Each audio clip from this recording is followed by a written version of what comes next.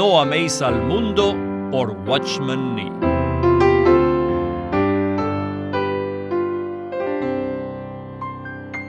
Esta grabación de la lectura del texto completo fue producida en el año 2004 por Living Stream Ministry, quien posee el derecho de reproducción.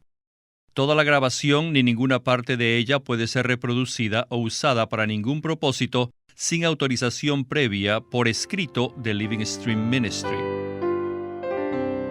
Prefacio a la edición en audio. En julio de 1938, Watchman Nee viajó de su tierra natal, Shanghái, en la China, a Europa y permaneció allí hasta mayo del año siguiente. Y durante ese tiempo viajó por Europa y dio muchos mensajes de la luz que el Señor le había concedido. El hermano Nee habló estos mensajes en inglés y mucho de lo que dijo están contenidos en libros publicados y editados por la casa editorial de Angus Kinnear, las publicaciones Kingsway. Estos libros, que incluyen la vida cristiana normal, han llegado a ser los más conocidos del ministerio de Watchman Nee en español y han ayudado a miríadas de cristianos. Living Stream Ministry ha obtenido los derechos de autor en audio para varios de estos libros y nos complace presentar esta lectura de No améis al mundo. Esta lectura no es una versión abreviada, sino completa de la más reciente publicación del Sr. Kinnear. Living Stream Ministry agradece a la casa publicadora Kingsway por su cooperación en esta presentación. No améis al mundo, por Watchman Nee. Prefacio. La mayor parte de este libro proviene de una serie de mensajes sobre el tema del mundo dados por Watchman Nee, Nito Shen, de Fuchao, a los creyentes cristianos en la ciudad de Shanghái al principio de la guerra entre Japón y China. Por lo tanto, están un poco influenciados por las presiones económicas de aquellos días. También se han añadido otras charlas acerca del mismo tema, dadas en diferente tiempo y lugar durante el período de 1938 al 1941. Por ejemplo, el capítulo 3 está basado en un sermón predicado durante un servicio de bautismo en mayo de 1939.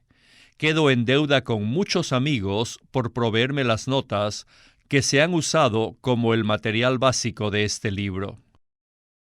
El autor ve el cosmos como una entidad espiritual que está detrás de todo lo que vemos, como una fuerza a la que siempre debemos tener en cuenta. Él habla acerca del impacto que el cosmos ejerce sobre el cristiano y a la vez el impacto que éste debería tener sobre el mundo, considerando el conflicto que existe entre la separación y el ser involucrado. Todos los estudios del Sr. Nee muestran una originalidad de pensamiento y sin temor provoca en la mente y el corazón del lector un deseo de responderle a él. Es mi oración que a pesar de que este libro fue estructurado por porciones, el tema pueda tener coherencia y veamos el cuadro de un hombre de Dios en el mundo y más aún, que nos rete a todos nosotros, los que invocamos el nombre del Señor, para que nos movamos positivamente y con más valentía a través de esta escena terrenal, teniendo siempre en el pensamiento nuestro papel en el propósito eterno de Dios concerniente a su Hijo amado. Angus E. Kinnear, Londres, 1968.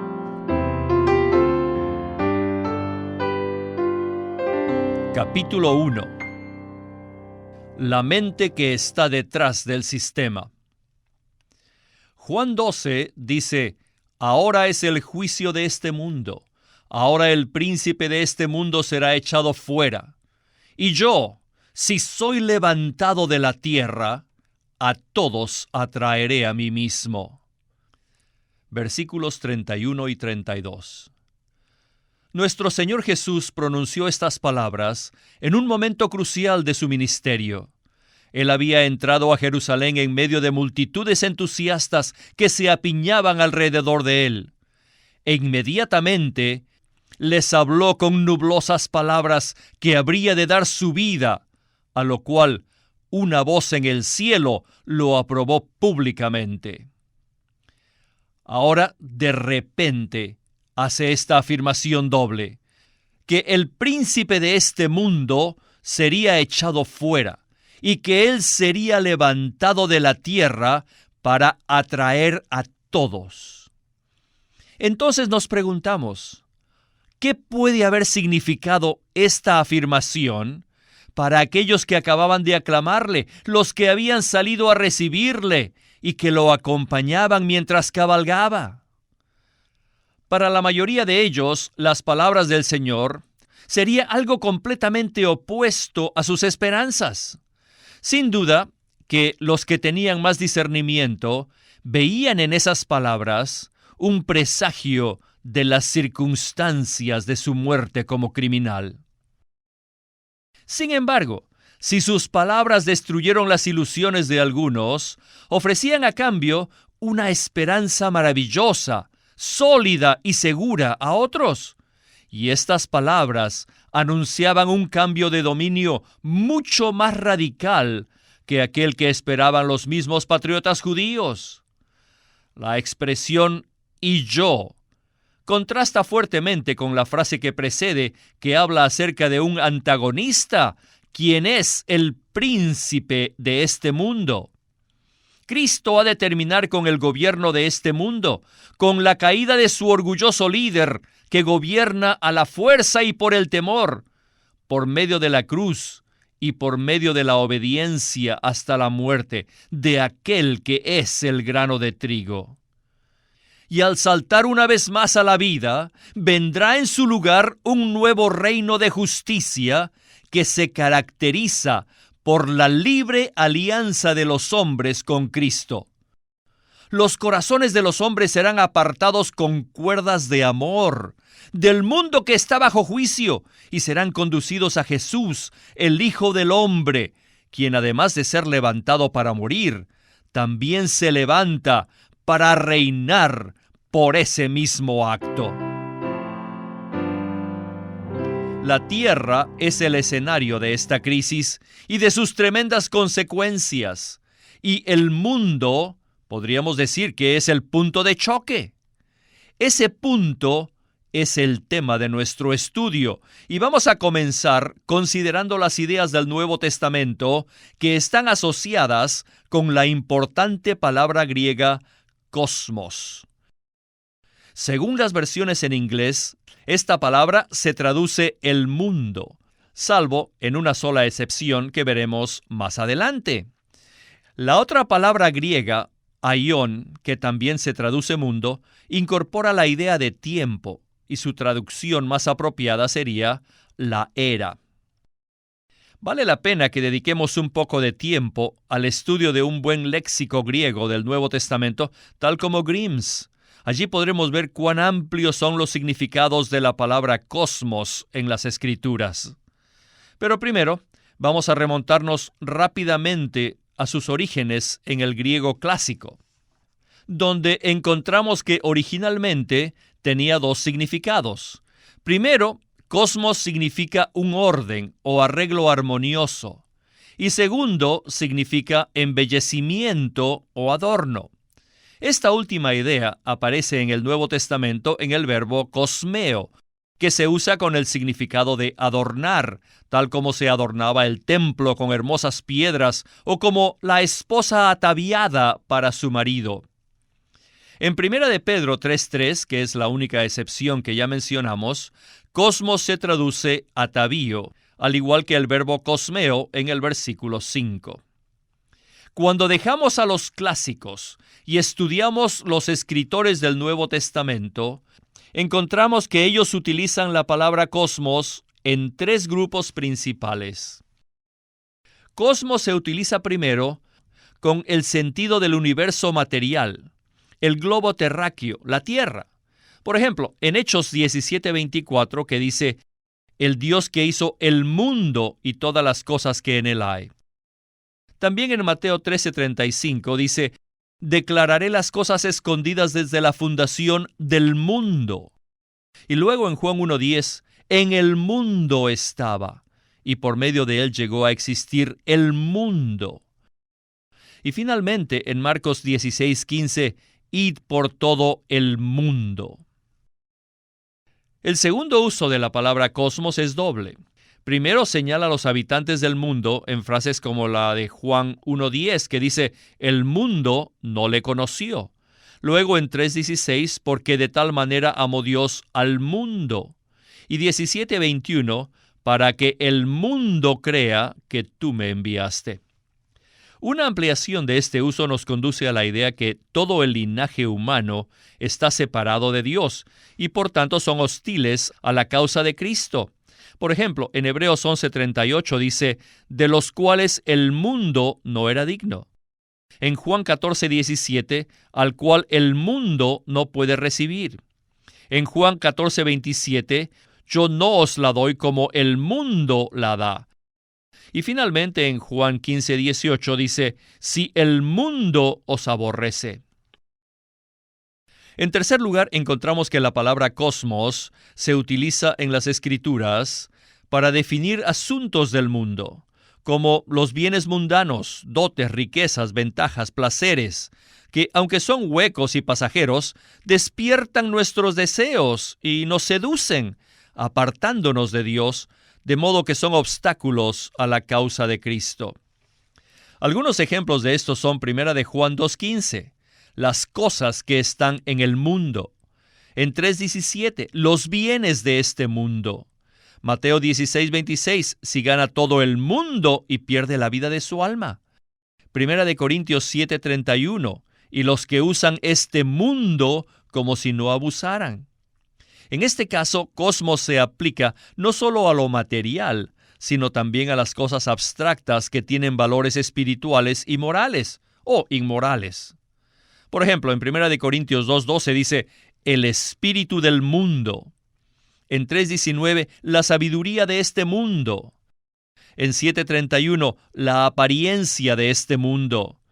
En Tito 2:12, los deseos mundanos, donde se usa el adjetivo cósmicos. En 2 de Pedro 1:4, la corrupción que hay en el mundo. En 2:20, las contaminaciones del mundo. En 1 de Juan 2:16 y 17, todo lo que hay en el mundo, los deseos, la vanagloria, pasa. Y en Santiago 1:27, el creyente debe guardarse sin mancha del mundo.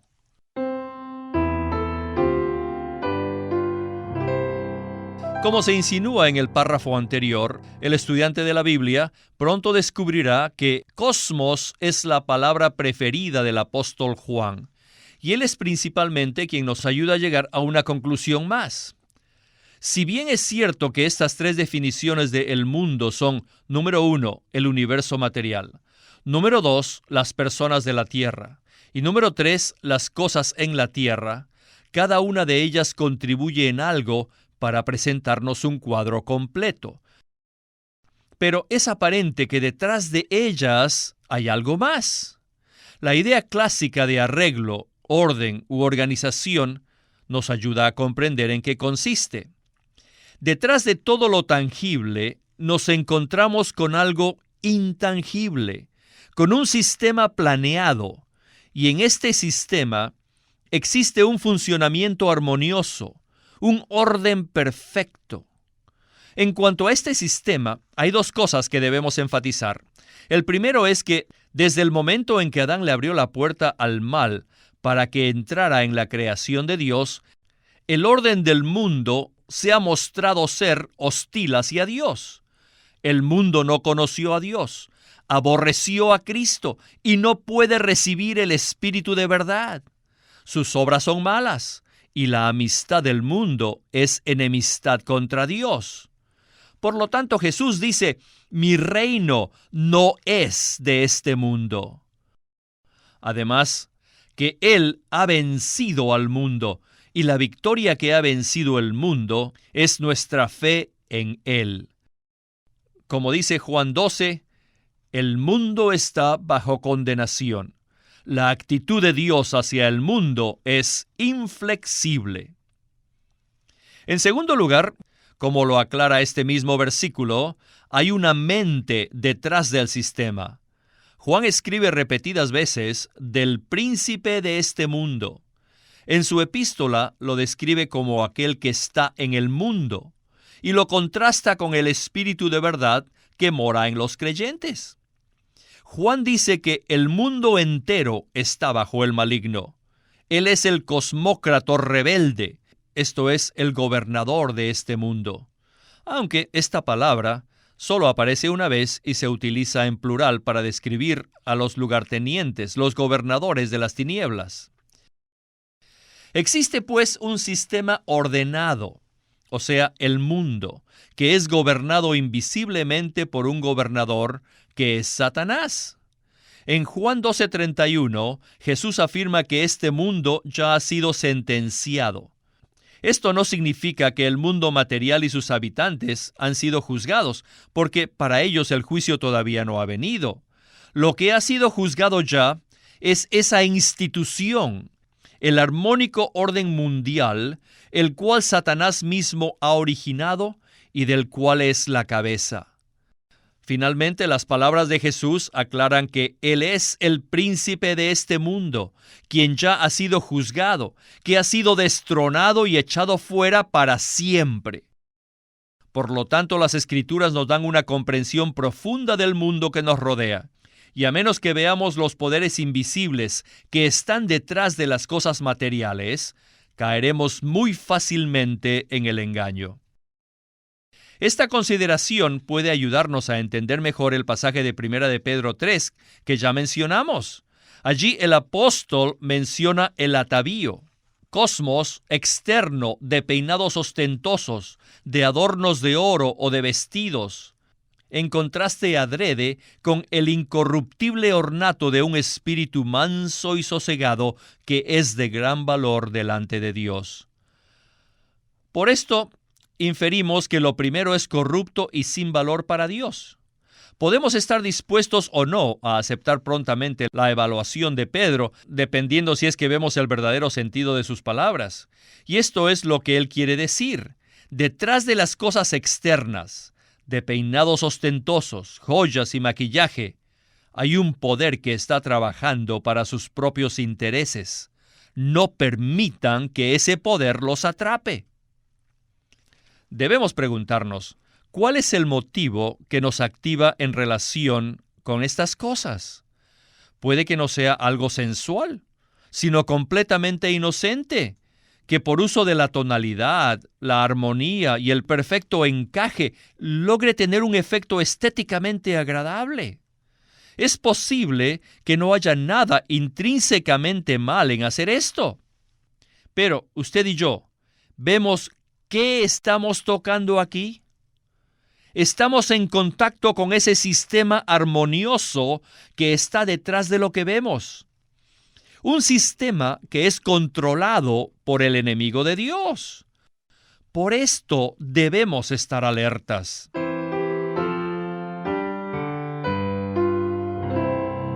La Biblia comienza con Dios, creando los cielos y la tierra. No dice que Él creó el mundo en el sentido en que lo estamos discutiendo ahora.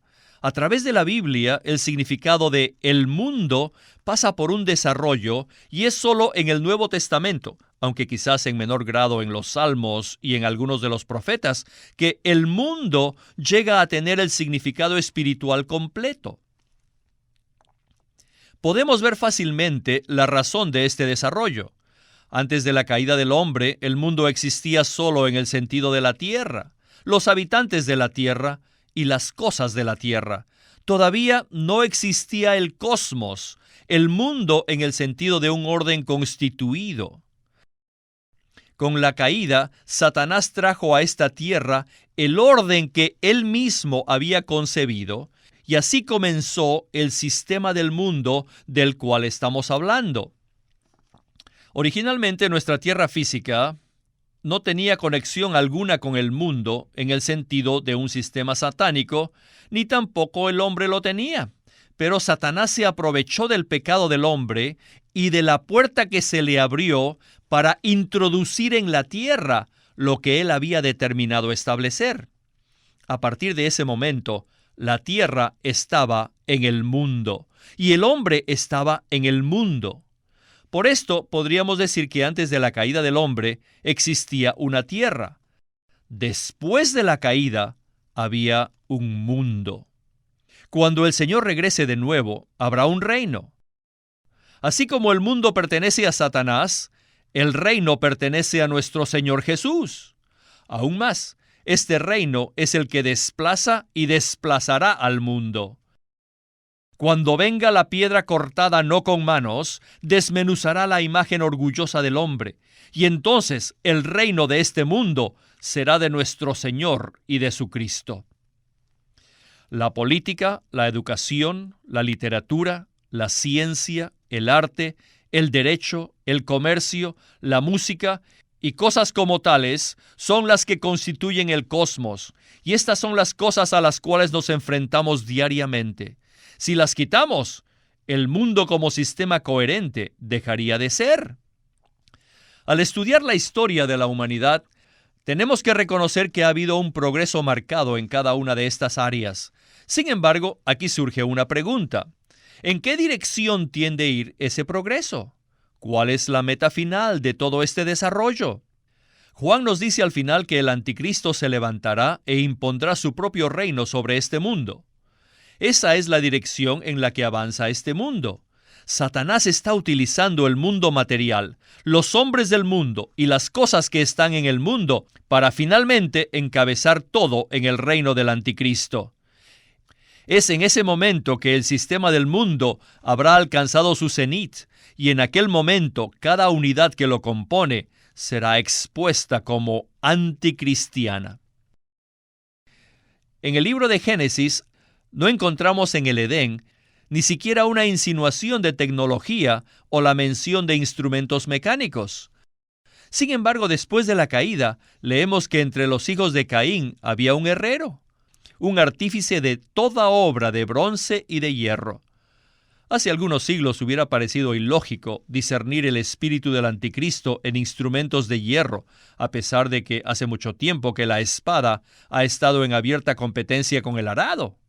Pero hoy en día, en manos del hombre, los metales han sido usados para fines siniestros y mortales, y a medida que el fin se acerca, el abuso generalizado de la tecnología y de la ingeniería será cada vez más evidente. Lo mismo se aplica a la música y a las artes. El arpa y la flauta se originaron en la familia de Caín, y hoy día se ve con más claridad en manos no consagradas que su verdadera naturaleza desafía a Dios. En muchos lugares del mundo ha sido fácil establecer una relación íntima entre la idolatría y el arte de pintar, la escultura y la música. Sin duda llegará el día cuando la naturaleza del anticristo será revelada aún más abiertamente que nunca por medio del canto, la danza y las artes visuales y dramáticas. En cuanto al comercio, sus conexiones aún son más sospechosas. Satanás fue el primer comerciante, negociando ideas con Eva para su propio beneficio, y en el lenguaje figurativo de Ezequiel 28, que parece revelar algo de su carácter original, leemos: «En tus contrataciones has multiplicado tus riquezas, y a causa de tus riquezas se ha enaltecido tu corazón».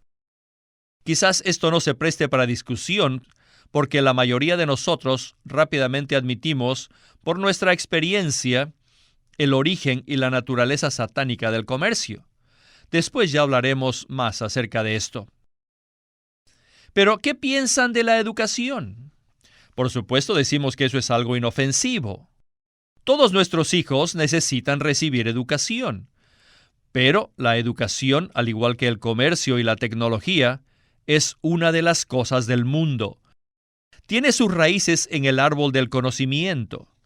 Como creyentes, ¿cuánto nosotros procuramos proteger a nuestros hijos de los engaños más evidentes del mundo? Y sin embargo, es una realidad que debemos proveerles una educación. Entonces, ¿cómo vamos a solucionar el problema de tener contacto con algo que es esencialmente del mundo y al mismo tiempo guardarlos del gran sistema del mundo y sus peligros? ¿Qué podemos decir de la ciencia? Esa también es una unidad que forma parte del cosmos. También es conocimiento. A medida que avanzamos en el conocimiento de las ciencias y comenzamos a especular acerca de la naturaleza del mundo físico y el hombre, surge de inmediato la siguiente pregunta: ¿hasta qué punto son legítimos los descubrimientos científicos y la investigación? ¿Dónde está la línea de separación entre lo que es útil y lo que es dañino en la esfera del conocimiento? ¿Cómo podemos buscar el conocimiento sin caer en la trampa de Satanás? Estos son los asuntos que debemos mirar. Oh, sí sé que muchos pensarán a primera vista que yo he exagerado muchas cosas, pero esto ha sido necesario para enfatizar ciertos puntos, porque si alguno ama al mundo, el amor del Padre no está en él. Finalmente, cuando tenemos contacto con las cosas del mundo, debemos hacernos la siguiente pregunta: ¿cómo esto afecta mi relación con el Padre? Ya pasó el tiempo en que necesitábamos salir al encuentro del mundo para poder tener contacto con él. Hoy día el mundo se acerca a nosotros y nos busca. Existe afuera una fuerza que opera y que cautiva a los hombres. ¿Alguna vez has sentido el poder del mundo tanto como hoy? ¿Alguna vez había oído hablar tanto del dinero? ¿Alguna vez había pensado tanto de la comida y del vestido?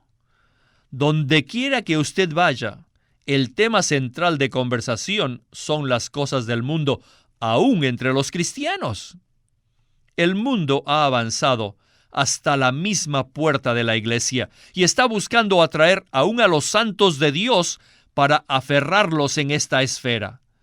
Nunca antes habíamos necesitado conocer el poder de la cruz de Cristo tanto como ahora para ser librados.